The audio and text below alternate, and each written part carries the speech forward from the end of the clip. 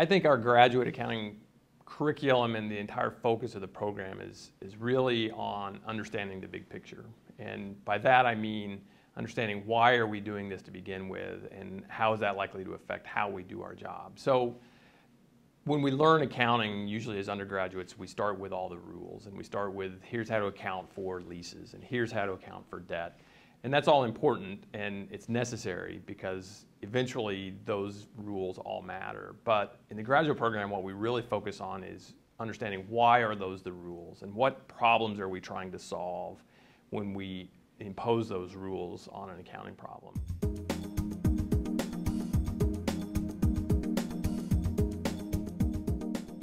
And I think that really then goes back to the bigger question of, well, why are we even talking about accounting to begin with? And I always describe to students that accounting is really information.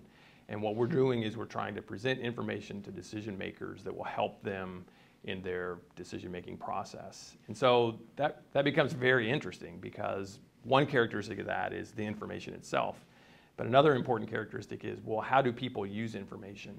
And I think in our graduate program, we really focus on that. How do people use information? Because that should inform us about then what's the appropriate way to account for things.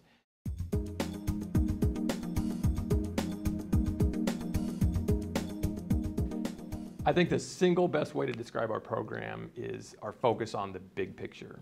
And by that, what I mean is the focus in our curriculum and the topics we want students to wrestle with and to be exposed to, as well as the focus on the professionalism angle, because our careers are not going to be defined by the first 2 years out of school.